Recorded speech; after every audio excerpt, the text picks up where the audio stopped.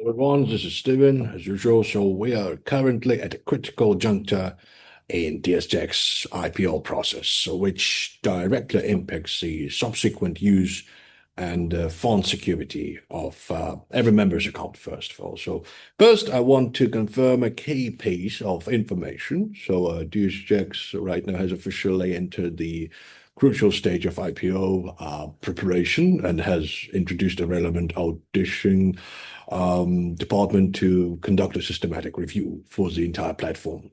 So this review is not just a simple procedure, but a very rigorous auditing mechanism. So far focusing on three core areas. So first is the accuracy of the financial statements.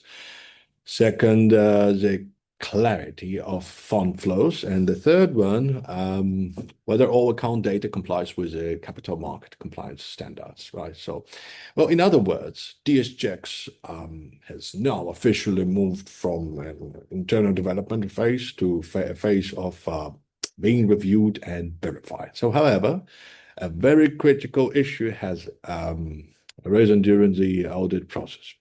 The auditing department discovered irregularities in the use of some accounts, particularly the practice of one person holding multiple accounts. That's unfortunate, of course. So this not only affects the accuracy of the data, but also involves unclear account ownership and ambiguous tax responsibilities, of course. So more seriously, according to current statistics, this situation accounts for over 70% of cases and is distributed across various teams. What does this mean? This means the overall compliance of the platform data has been affected. So for this reason, the review process has been temporarily suspended. The review department has clearly stated that comprehensive restrictions must be complete before the IPO review can proceed. And therefore, everyone must understand that this is not an individual's problem, but a problem that the entire system must face and solve together, right? So next, I will discuss the most crucial point, right? The ratification requirements, right? So let me take a look. Right.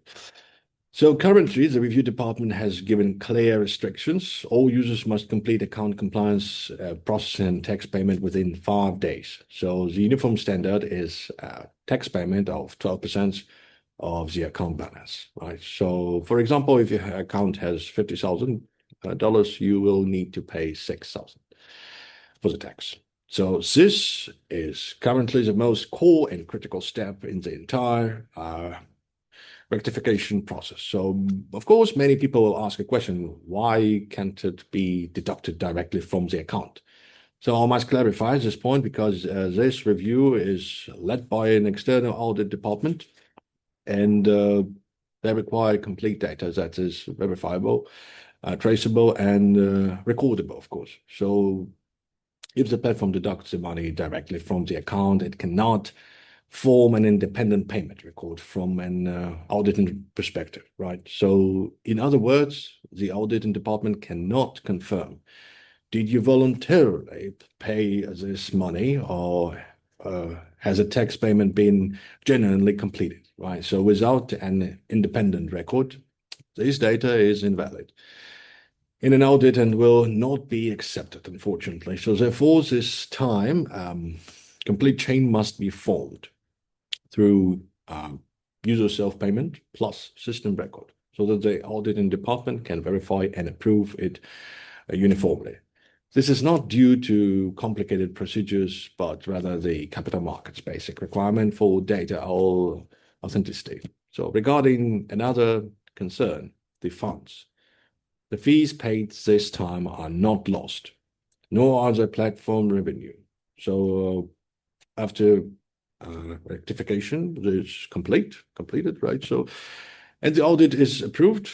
These fees will be processed by DSX and refunded according to the tax paid. So that is to say, the funds you paid during the rectification period can be withdrawn normally after the audit is completed. So during the rectification period, To ensure data consistency, the platform will do two things. First, suspend the withdrawal function, unfortunately. Then second, suspend all trading signals.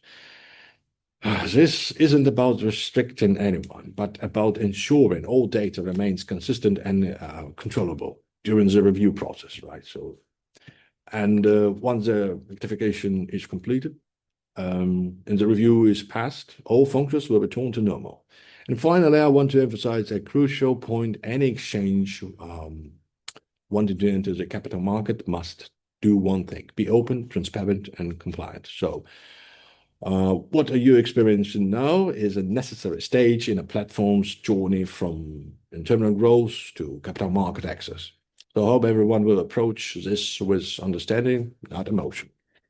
And once the platform passes the hurdle, it will provide a more stable, secure, and of course, variable environment. So, of course, this isn't about just solving problems. It's about laying the foundation for our future together. So my final thought is for everyone that this isn't a time to choose, but a time to cooperate. Not a time to observe, but a time to execute, of course.